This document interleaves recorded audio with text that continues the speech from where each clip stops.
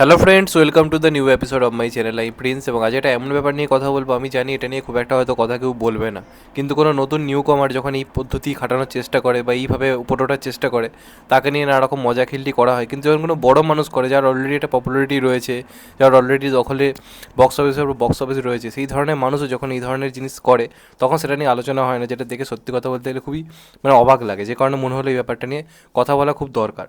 তো রিসেন্ট টাইমে আমরা দেখতে পাচ্ছি এই যে বীর পাহাড়িয়া বলে যে ছেলেটা, যে বেসিক্যালি স্কাইফোর্সে তার অভিনয় যে আমার খুব খারাপ লেগেছিলো তা নয়, সিরিজের কাজ ভালো করেছিল, বাট এক্সট্রা যেটা হয়েছে কি, পিআররা ফেক জিনিসপত্র শুরু করেছে যে এই ছেলেটা ভাই এমন কিছু যে ভাবা যায় না, এর মতো পারফরমেন্স এর আগে কেউ দিতে পারেনি, অক্ষয় কুমারকেও ছাপিয়ে গেছে, ঋত্বিকের থেকে ভালো ডেবিউ করেছে, এই ধরনের জিনিসপত্রগুলো বলতে থাকে, যেটা নিয়ে তুমুল সমালোচনা হয়, খিল্লি হয় এবং সেটা নিয়ে প্রত্যেকে কথাও বলে, আমি নিজেও বলেছি।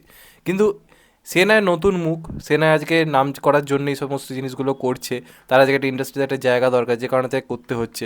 কিন্তু যার অলরেডি পপুলারিটি রয়েছে, যার নামে ইন্ডাস্ট্রি কাঁপে, সেই ধরনের মানুষেরা কী করে এই ধরনের কাজকর্ম করতে পারে, দেখে সত্যি কথা বলতে অবাক লাগে। আমি কথা বলছি আমির খানকে নিয়ে। তিন খানের মধ্যে যদি ধরা হয় বক্স অফিসের দিক দিয়ে বিচার করে, আজও কিন্তু আমির খানের একটা নিজস্ব কিন্তু লেগেসি রয়েছে, এই নিয়ে কোনো সন্দেহ নেই। এবং আমির খান এমন এমন সিনেমা হিট করেছে যেগুলো হয়তো অন্য কেউ হিট হয়তো করাতে পারতো না, কারণ সেগুলোর মধ্যে যে প্রচুর মাস মেন স্ট্রিম মশলা যেরকম দরকার আর কি, সেই ধরনের যে জিনিসপত্র ছিল, সেটা তোমরা ধুমত্রি বাদে অন্য কোনো সিনেমা দেখতে পাবে না যেগুলো ওই টাইমে ছিল। প্রত্যেকটা সিনেমা কিন্তু সোশ্যাল মুভি ছিল এবং সেইগুলো পুরোপুরি আমির খান নিজের দখলে বক্স অফিসটাকে নিয়ে গেছিলো, যে কারণে আমি আমির খান খুব রেসপেক্ট করি। আমির খান অনেকগুলো অনেস্টি রয়েছে যেগুলো আমি বারবার কথা বলেছি। এবার আমির খানের যখন খারাপ ফেসটা এলো ওই থাগস অফ হিন্দুস্তানের পর থেকে, থাগস অফ হিন্দুস্তান তো একটা ডিজাস্টার বক্স অফিস আনে, প্রথম দিনের রেকর্ড ব্রেকিং স্টার্ট হলো অতীব জঘন্য সিনেমায়, যে কারণে লোকে আমির খানের স্ক্রিপ্ট চয়েসে প্রতি সন্দেহ শুরু করেছে, এই যে এর কী হয়েছে, এরকম স্ক্রিপ্ট কী করে চুজ করছে। তারপর করলো হচ্ছে লাল সিং চাড্ডা, যেটা তো আমির খানের পারফরমেন্স নিয়ে কোনো প্রবলেম ছিল না, কিন্তু আহামরিও যে কিছু ছিল তা নয়, পিকের মতোই সব কিছু করতে যাচ্ছিল, যে কারণে প্রবলেম হয়ে যায়। প্লাস রিমেক সিনেমা ছিল, রিমেক এখনকার দিনে চলবে না। তো এই দুটো ভুল সিদ্ধান্তের জন্য আমির খানের একটা খারাপ ফেস শুরু হয়ে যায়। তারপর আমির খান তখন থেকেই উল্টোপাল্টা বকবক শুরু করে দেয়। ঠিক আছে, খারাপ সিনেমা গেছে, গ্যাপ নিচ্ছ, ভালো কথা, আমাদের সালমানও নিয়েছে, শাহরুখও নিয়েছে, কিন্তু কেউ এরা উটকো পাটকা মন্তব্য করে না। আমির খান বলতে শুরু করে দেয় যে আমার সিনেমা ছাড়ার সময় হয়ে গেছে, আমার পক্ষে সিনেমা টিনেমা করা সম্ভব নয়, আমি এবার পুরো টাইমটা পরিবারকে দেবো। এই সমস্ত কথা বলে অভিনয় থেকে অবসর নিচ্ছে, এরকম একটা পাবলিসিটি তৈরি করার চেষ্টা করে এবং সেটা নিয়ে প্রত্যেকে কথা বলে, আলোচনা করে। তারপরেই দেখা যায় আমির খান কিন্তু অলরেডি তখন শুটিং করছে। সেই সময় থেকে কিন্তু আমির খানের যে একটা সেই স্পষ্ট কথার মানুষ যে ব্যাপারটা ছিল, সেটা আস্তে আস্তে নষ্ট হতে থাকে। এইবার এখন আমি দেখতে পাচ্ছি আমির খান নিজের ছেলের জন্য পিয়ার পিয়ার ব্যাপার স্যাপার এনেছে, সিনেমার প্রমোশন বড় করে করার চেষ্টা করছে, এটা কোনো ফল্ট নেই, সে তো ছেলের ভালো চাইতেই পারে। আমি বলতে চাইছি জুনেদ খানের কথা, হতেই পারে, এটা নিয়ে কোনো ভুল নেই। কিন্তু এই সবের মাঝে আমি দেখতে পাচ্ছি আমির খান নিজেকেও ফেক পিয়ার দ্বারা এই যে নোংরা গেমটা সেটার মধ্যে ঢুকিয়ে ফেলেছে। এই নোংরা গেমে কিন্তু শাহরুখ, সলমান, অক্ষয়, অজয় কেউ কিন্তু পা দেয়নি, ইভেন ঋত্বিক রোশন পর্যন্ত পা দেয়নি।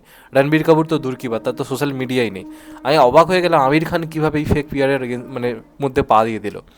রিসেন্টলি তোমরা যদি সার্চ করো হ্যাশট্যাগ আমির খান বলে, তোমরা দেখতে পাবে পুরো ফেসবুক জুড়ে শুধুমাত্র আমির খানের লেটেস্ট রিলস আসছে, এবং সেখানে দেখানোর চেষ্টা করা হচ্ছে আমির খান কতটা ডাউন টু আর্থ, কতটা পাম্প তার মাটিতে রেখে চলে। এবার কথা হচ্ছে কি, এটা আলাদা করে বোঝানোর কী রয়েছে? আমরা শুরু থেকেই আমির খান কতটা ডাউন টু আর্থ এটা আমরা প্রথম থেকে জানি, এটায় কোনো ভুল নেই।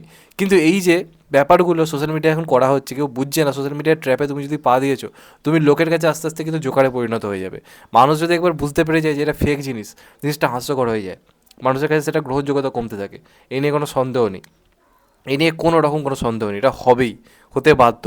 তো আমির খানের আমি রিসেন্ট কয়েকটা রিলস দেখলাম, যার মধ্যে একটাতে আমি দেখতে পাচ্ছি আমির খান বিমানবন্দরে যাচ্ছে, এখানে পিঠে একটা ব্যাগ নিয়ে, এবং সেখানে পুলিশের সঙ্গে হাত মেলাতে মেলাতে ঢুকে যাচ্ছে। সেটাকে যেভাবে পোস্ট করা হচ্ছে, বা what a down to earth man he is the most down to earth person. এবার কমেন্টটা তোমরা ওখানে গিয়ে দেখো, সবাই আমির খানকে নিয়ে হাসাহাসি করছে, সবাই বলছে যে এটাই ভাই আলাদা কী রয়েছে।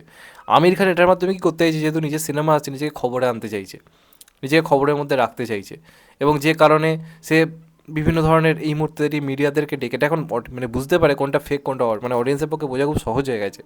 কিছু কিছু মানুষ ছিল যাদের জন্য এটা আরও বোঝা সহজ হয়ে গেছে, যারা ধরুন গাড়ি থেকে নামছে, মিডিয়াতে ডেকে বলবে এ কি আপনারা কোত্থেকে এলেন, আপনাদেরকে তো আগে দেখিনি, আপনারা কোত্থেকে সব জেনে যায় বলুন তো। এটাকে এক্সপোজ করা হয়েছিল, একজন বলে দিয়েছিল যে এই ব্যাপারগুলো এরা নিজেরাই করে। তখন থেকে এই সমস্ত জিনিসের প্রতি লোকের বিশ্বাসযোগ্যতা হারিয়ে গেছে। কিছু মানুষ ছিল যারা এগুলো দেখে ভাবে বিরাট হয়তো পপুলারিটি, তারাও এখন এগুলো বিশ্বাস করে না। এবার এই যে আমির খানের এই ভিডিওগুলো ভাইরাল হচ্ছে, মানুষ খুব ভালো করে জানে আমির খানের নতুন সিনেমা আসতে চলেছে, সেই জন্য যে হচ্ছে সবাই বুঝতে পারছে, কারণ মাঝখানে আমির খানে কিন্তু এগুলো আসছিল না। তার কারণ আমির খান পুরোপুরি নিশ্চুপ ছিল এইসবের মধ্যে, মানে এইগুলো যে ফেকভাবে করা, আমির খান তো এর মধ্যে বহু জায়গায় গেছে, যায়নি কি আমির খানকে আর যাই হোক নিজের বাড়িতে তো বসছিল না এতদিন, 2-3 বছর ধরে বিভিন্ন জায়গাতে গেছে। এতদিন ধরে কি দেখেছেন মিডিয়া সেখানে আসছে বা সেটাকে রিলস করে ছাড়ছিল না। এখন কিন্তু এটা করা শুরু করা হচ্ছে, অডিয়েন্স বুঝতে পারছে যেটা একটা ফেক পিআর চলছে। আর একটা জিনিস দেখে আমি অবাক হলাম, আমাদের লাভ ইয়ারপার স্ক্রিনিংয়ে রণবীর কাপুর এসেছিল, আলিয়া ভাট এসেছিল, আমির খান ছিল। এবার সেখানে ওরা কথা বলছে, নিচে একটা কুকুর রয়েছে, ঠিক আছে। এবার ওরা দুজন যখন চলে যায়, কুকুরটার পাশ দিয়ে আমির খান যখন যায়, হঠাৎ করে আমির খান দাঁড়িয়ে যায় এবং কুকুরটার একটা ভিডিও করতে শুরু করে। সেটাকেও লোকে বলছে বাপ রে বাপ কি ডাউন টু আর্থ, দেখো কুকুরের ভিডিও করছে। ভাই এগুলো কি হচ্ছে, এগুলো কী হচ্ছে? এটা তো আমির খান নিজের অপমান করছে। কেন ভাই আমির খানের এগুলো করা দরকার? আমির খান এমন একটা লোক যার কোনো প্রমোশন দরকার হতো না, সিনেমার কন্টেন্টই হিট হয়ে যেত। আমির খানকে দেখার জন্য লোকে 8 থেকে 80 প্রত্যেকে টিকিট কাটতো। এটা বুঝতে হবে। আজকে আমির খানের 3 ইডিয়টস আমির খান করে যে বিজনেস করেছিল, হয়তো শাহরুখ সালমান আকসাই করলে সেই বিজনেস হয়তো কখনোই হতো না। আমির খানের জন্য লোকে গেছিলো। যে লোকটা প্রথম দ্রুততম 100 কোটি দিল, তার কেন এগুলো করার দরকার পড়ছে? আলাদা করে নিজেকে জাহির করার যে আমি এই আমি ওই। আমির খান তো কোনোদিন এসবের মধ্যে ছিল না। হঠাৎ করে মিডিয়া মারফত খবর করা হচ্ছে যে আমির খান নাকি নতুন নতুন আবার প্রেম করছে। এরকম খবর ইচ্ছা করে করা যাতে আমির খানকে নিয়ে চর্চা হয়। যেহেতু চর্চাটা বন্ধ হয়ে গেছিলো বহুদিন ধরে আমির খানকে নিয়ে, যেহেতু আমির খান দূরে সরে গেছিলো, অভিনয় ছেড়ে দেবে বলেছিল, এখন তো আমির খানকে চর্চায় আসতে হবে। তো চর্চায় আসো তুমি সিনেমা করে, তোমার সিতারে জমিন পার আসছে, তোমার আরও কিছু কাজ আছে, সেই সিনেমাগুলোর মাধ্যমে তুমি চর্চায় আসো, সেগুলো নিয়ে আলোচনা হোক। তুমি কতটা ভালো মানুষ আলাদা করে বুঝিয়ে তোমাকে চর্চায় আনা হচ্ছে কেন? এটা আমির খানের ইমিডিয়েট বোঝা উচিত। যদি এই ট্র্যাপগুলোতে পা দিয়ে দেয় পিআর মারফতে, এই সমস্ত জিনিসপত্রতে, আমির খানের রেপুটেশন নষ্ট হয়ে যাবে। অক্ষয় কুমার যতই ফ্লপ দিক, অজয় দেবগন যতই ফ্লপ দিক, তারা কিন্তু এই জিনিসটায় পা দেয়নি। এটা নিজস্ব ব্যক্তিত্ব বজায় রেখেছে। মানে দেখবে না তারা কোথাও গেলে মিডিয়া তাদেরকে ছেঁকে ধরছে, কোনো একটা জায়গাতে যাচ্ছে মিডিয়া আসছে, ব্যাস দ্যাটস ইট। তারা আলাদা করে তাকে ডাউন টু আর্থ প্রমাণ করতে হচ্ছে না।